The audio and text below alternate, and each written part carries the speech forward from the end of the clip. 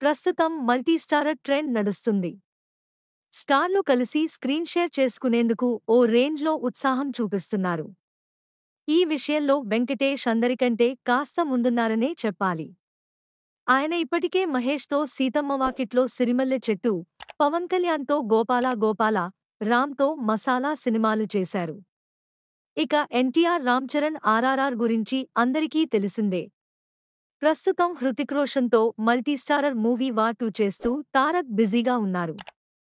రీసెంట్గా అన్స్టాపబుల్ షోలో బాలకృష్ణ కూడా చిరంజీవితో నటించేందుకు సై అనేశారు. ఇక దమ్మున్న కథలు తయారవ్వడమే తరువాయి. అలాంటి ఓ దమ్మున్న కథనే దర్శకుడు చందు మొండేటి సిద్ధం చేసుకున్నారట. అదొక కాప్ స్టోరీ అట. నాగార్జున వెంకటేష్ల కోసం ఆయన ఈ కథను రాసుకున్నారట.